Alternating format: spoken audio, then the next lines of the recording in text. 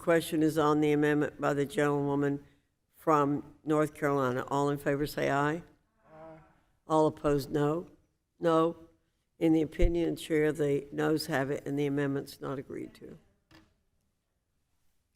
The gentlewoman asked for a recorded vote. A roll call vote is ordered. Pursuant to the chair's previous announcement, this vote will be postponed. Yeah. We now move to consider the next bill.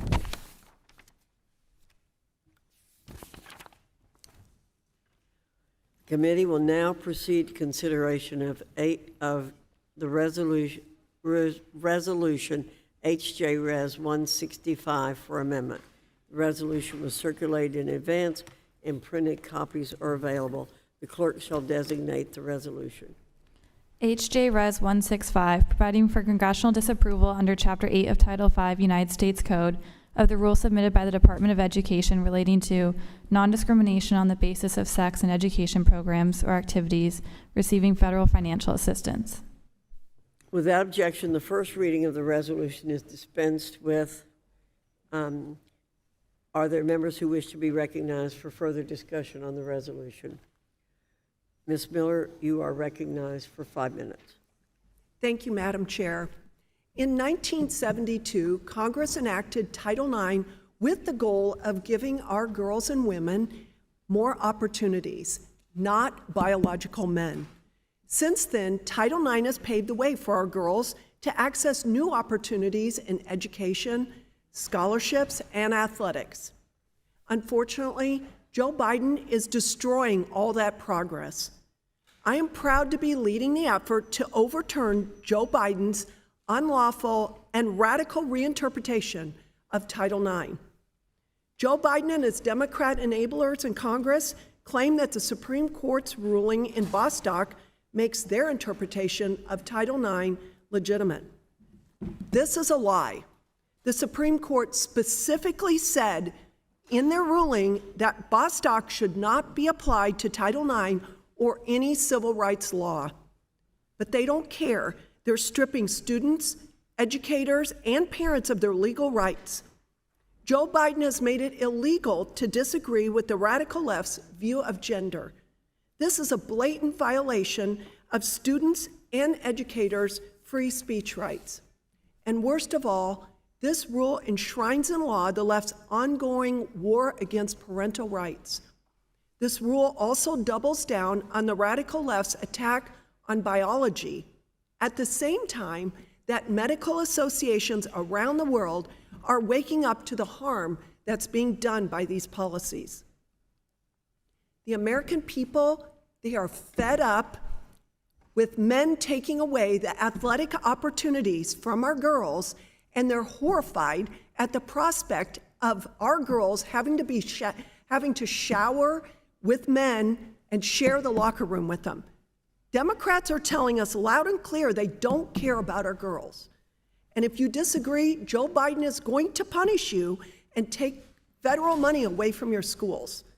Madam Chair, my Democrat colleagues have said that overturning this rule would be an act of hate. I say that Joe Biden's Title IX rule is an act of hate. Someone must stand up and say enough, and I'm glad we're doing that today. Thank you. I urge adoption of this rule, and I yield back. Thank you, Ms. Miller. Are there other members who wish to speak? You. Thank you. You want to speak? Go ahead. Ms. Bonamici, you're recognized for 5 minutes. Thank you very much, Madam Chair. I move to strike the last word. You're recognized for 5 minutes. Thank you, Madam Chair. Under the previous administration, Secretary DeVos advanced a discriminatory and a harmful misinterpretation of Title IX. Her approach diminished the rights of survivors of sexual assault and also failed to enforce civil rights protections for LGBTQ+ students. The Biden administration has worked hard to fix this misguided policy, and the proposed regulations take into account hours of listening sessions and more than 150,000 public comments. The new Title IX rule strengthens protections for vulnerable student populations, including the LGBTQ+ community, and for the first time, Title IX explicitly prohibits discrimination based on sexual orientation and gender identity. The Bostock case was a civil rights case. The regulations also strike the right balance between maintaining due process rights for offenders and protecting survivors of sex-based harassment and assault, something that the former department failed to do. The department's proposed regulations are timely and necessary, especially following the Supreme Court's decision in Dobbs, which decimated reproductive rights and access to abortion for individuals nationwide. Lack of access to adequate reproductive care affects educational opportunities, career outcomes, and earning potential, and the effects are disproportionately felt by Black, brown, and low-income students. In short, the Title IX rule fulfills the federal government's responsibility to protect students and staff from discrimination on the basis of sex, empowering them to thrive academically and professionally. Invoking the Congressional Review Act is not only unnecessary, but deeply harmful. It shows students and staffs that we do not consider their rights worthy of protection and their identities worthy of respecting. I encourage my colleagues to vote, all of my colleagues, to vote against this harmful resolution and reject all attacks on Title IX, and I yield back the balance of my time.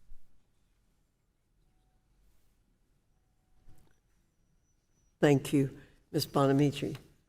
Mr. Scott, Thank you, Madam. you're recognized for 5 minutes. Thank you, Madam Chair. First, I'd like to point out that this rule does not speak to eligibility to sports.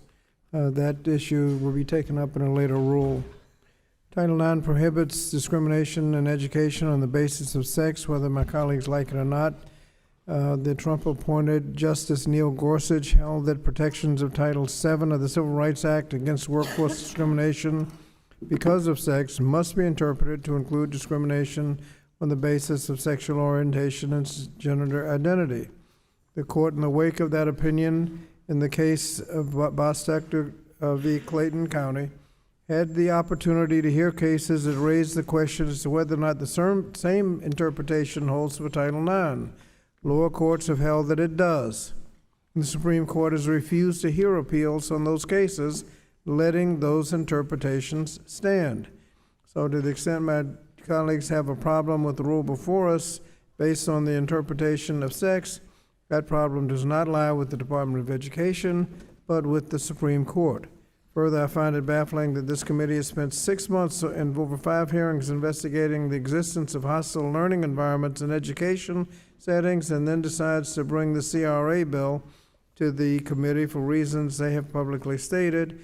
We know that LGBTQI students experience disproportionate harassment and discrimination while trying to learn and grow up like every other student simply because of who they are. Title IX rule in question today will provide critical protections for students so that they can learn in an environment free from discrimination, harassment, and violence. This is something my colleagues have been demanding for certain groups of students, and as lawmakers, we should be demanding it for all students, regardless of their race, national origin, shared ancestry, sex, sexual orientation, or gender identity. So I urge my colleagues to vote no on this joint resolution and yield back the balance of my time. Thank you, Mr. Scott. Ms. McLean, you're recognized for 5 minutes. Thank you, Madam Chair. I speak in support of House Joint Resolution 165 to block President Biden's attempt to undermine Title IX and erase vital protections for women and girls in American schools. Title IX was created to ensure women and girls have the same educational opportunities as boys in school across the country. As Title IX enters its 52nd year, its legacy for fostering fair competition and education for women is under attack by the radical left. Title IX was meant to give girls the space they needed to showcase their skills. Instead of honoring this legacy, the Biden administration and the bureaucracy of the Department of Education is hell-bent on harming the very women Title IX was placed to protect. The rule to redefine sex discrimination on the basis of gender identity will force schools to provide biological men who claim they are women access to women's locker rooms and bathrooms. This ignores the biological differences between men and women and puts our daughters, my daughters, in grave danger. This joint resolution is about protecting our daughters and their ability to learn and compete in a safe environment. President Biden has proven that he will do anything to appease the radicals in his party rather than defend the success of women athletes and Title IX. Our daughters deserve better. Your daughters deserve better. And we owe it to them to fight for the sanctity of women to have safe spaces.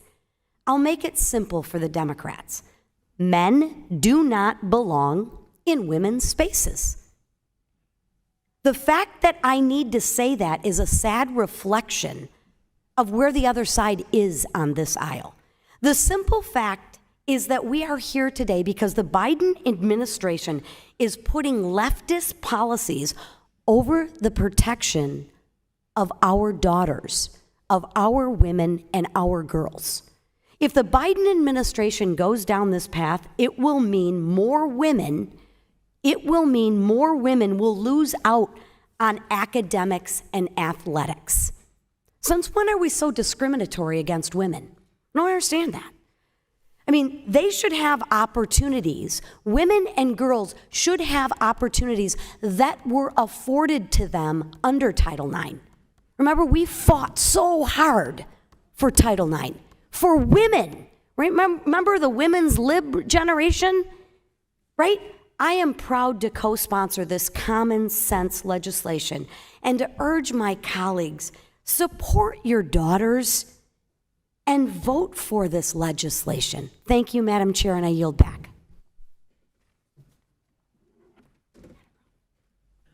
Mr. Good, you're recognized for 5 minutes.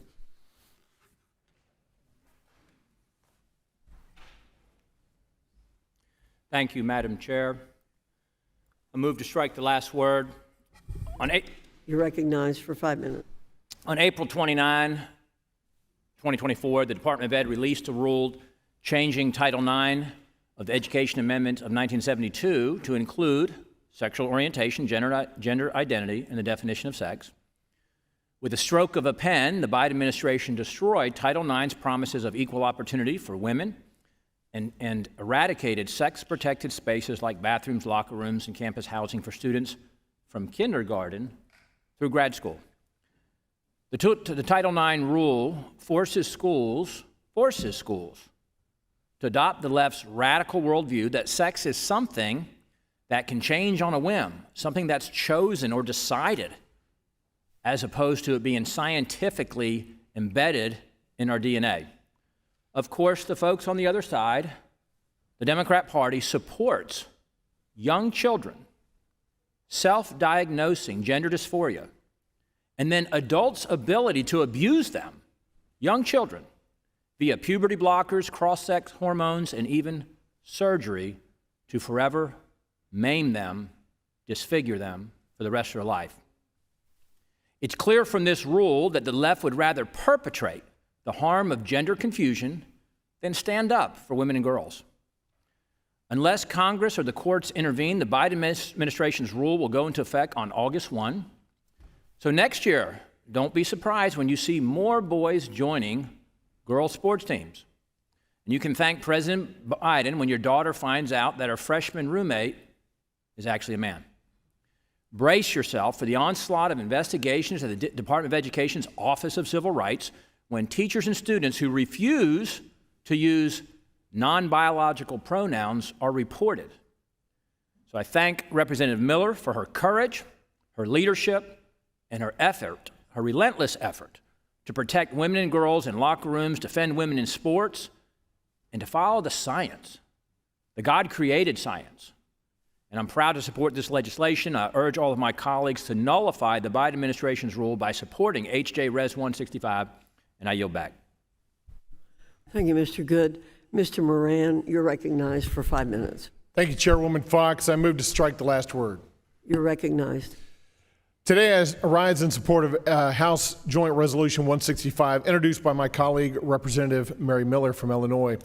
I come with deep concerns regarding the Biden administration's Department of Education final rule released on May 3rd, 2024, regarding Title IX that redefines sex to include, quote, sexual orientation and gender identity. This rule blatantly disregards the longstanding interpretation of the word sex, undermines the intended mission of Title IX, and removes protections for women and girls in our education system. The Biden administration's Title IX rule belies the legislative intent of the statute, which was to ensure equal access to educational and athletic opportunities for women on campuses, and this new rule unfortunately achieves the exact opposite. Title IX was written with the understanding that there are two distinct sexes, male and female. This foundational biological truth, if unwound, makes Title IX protections irrelevant and unnecessary. The final rule issued by the Department of Education, which redefines sex to include sexual orientation and gender identity, blatantly ignores years of precedent and only creates more confusion for institutions. It blurs the lines of biology, of statutory construction, and of common sense. What's more, this rule rolls back years of advancements for women and girls in education like my two daughters, and erodes the fundamental principles and purposes of Title IX. Egregiously, this rule goes so far as to withhold funds to schools if they do not allow students to use restrooms or locker rooms based on their proclaimed gender identity. This unprecedented rule is dangerous and is another example of the administration ignoring the will of parents, children, and local school districts, not to mention common sense and the natural laws of this world. This blatant government overreach in search of a radical social agenda rooted in moral relativism is unacceptable to me as a father and as a legislator. And I urge my colleagues to vote in favor of this resolution to roll back the Biden administration's ill-conceived attempt to further blur the lines between men and women. With that, I yield back. Thank you, Mr. Moran. Dr. Adams, you're recognized for 5 minutes. Thank you, Madam Chair. I move to strike the last word. You're recognized. I rise in opposition to this resolution.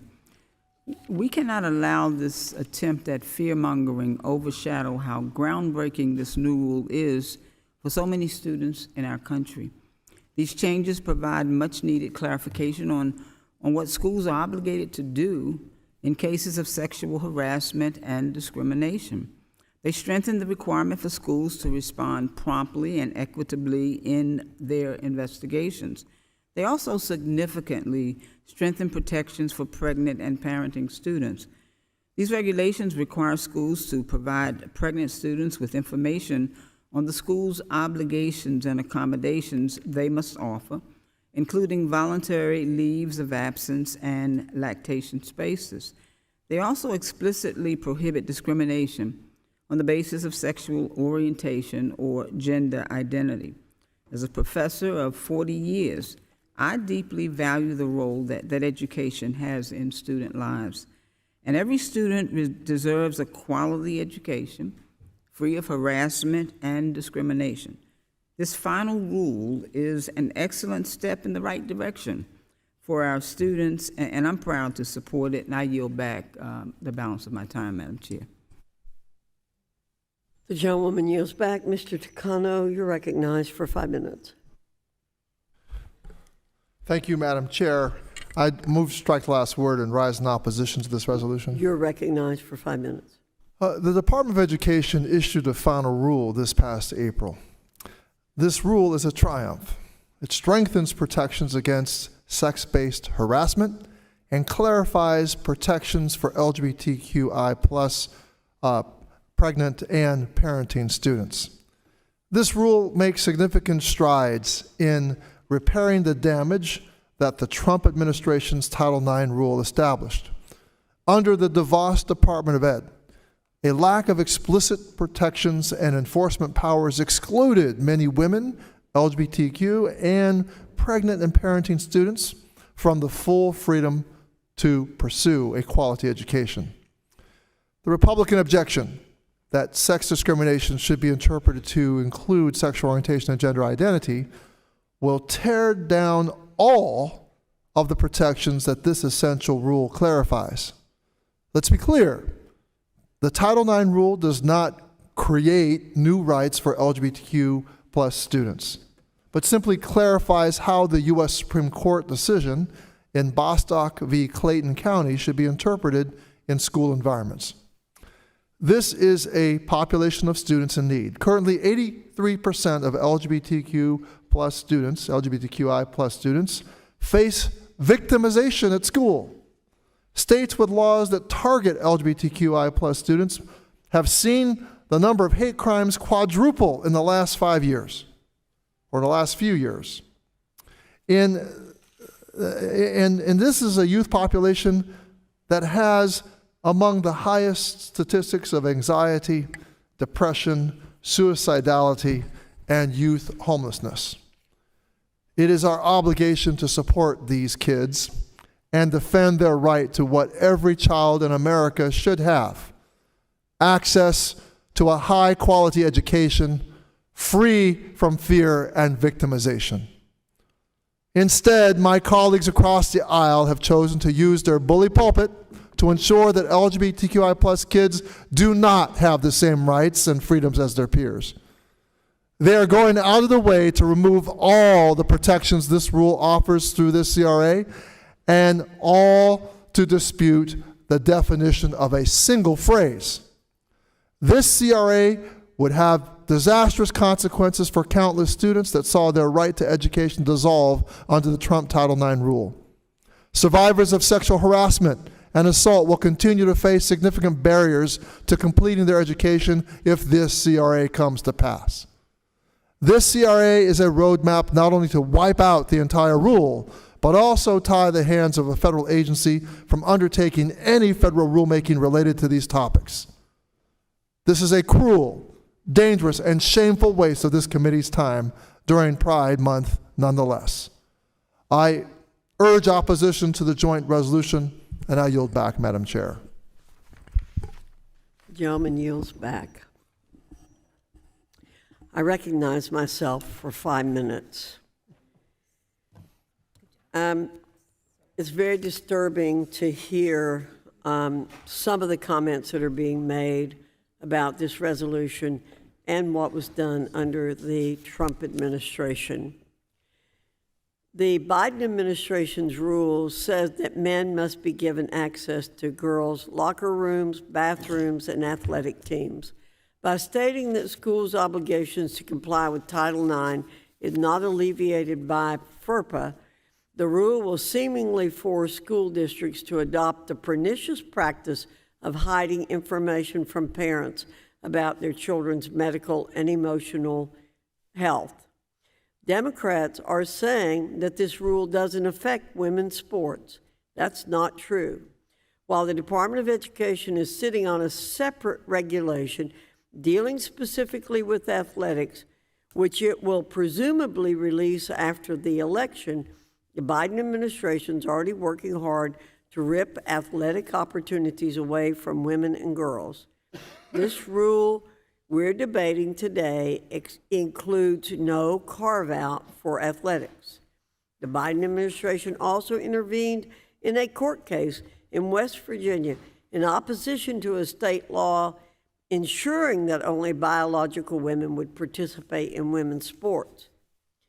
To be clear, this rule is not about protecting LGBTQ students from sexual harassment. Title IX already does that. I'm going to repeat that. Title IX already protects LGBTQ students. As the Trump administration wrote in the preamble to its 2020 Title IX regulations, the Department of Education will not tolerate sexual harassment against any student, including LGBTQ students. No, this rule is about forcing children, their parents, and their schools to accept the left's dangerous and radical gender ideology.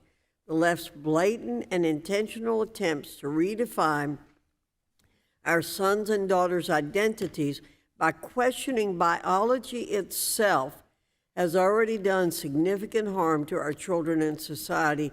It will do even more if this rule stands.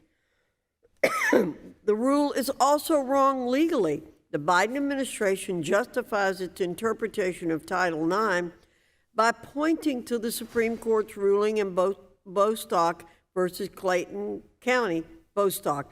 However, as Mrs. Miller has already said, the Biden administration ignores the Supreme Court's own explicit warning against interpreting Bostock opinion as applying to Title IX or other civil rights laws protecting sex discrimination. In that case, the court stated, quote, "But none of these other laws are before us. We have not had the benefit of adversarial testing about the meaning of their terms, and we do not prejudge any such question today. Under Title VII-2, we do not purport to address bathrooms, locker rooms, or anything else of the kind." In addition, this rule violates the Supreme Court's major questions doctrine. In West Virginia versus EPA, the Supreme Court prohibited agencies from resolving questions of, quote, "vast economic and political significance," unquote, without clear statutory authorizations. There are other troubling provisions in the regulation. Hidden within the pages is an attack on the First Amendment. The rule will force students and educators to accept the left's radical anti-science views of biology or be punished. The rule's expansion of what constitutes sexual harassment will further stifle students' free speech rights. The rule strips due process rights from students accused of violating sexual harassment policies. The rule allows institutions to return to single investigator models in which one staff member serves as investigator, judge, and jury. The rule eliminates the rights of students on college campuses to a live hearing in which competing claims can be fairly evaluated, and access to evidence for the accused has been curtailed. I yield back.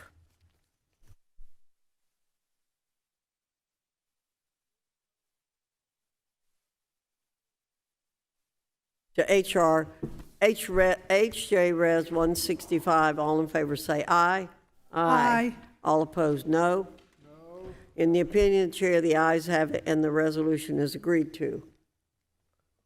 Madam Chair, can I enter something into the record at this point? Well, I just want the Without record. objection, the gentlewoman is recognized out of turn to put something in the record. I just want to clarify something, because the Fourth Circuit Court of Appeals, which is in Virginia, ruled that policies that segregate transgender students and deny them accurate transcripts are unconstitutional and violate Title IX. And I just want to clarify that. If the gentlewoman would like, the gentlewoman's time's expired, but the gentlewoman wants to enter that into the record. I will enter something into the record about that. Thank you, Madam Chair. Mr. Scott, you're recognized. And did we get a recorded vote on the resolution?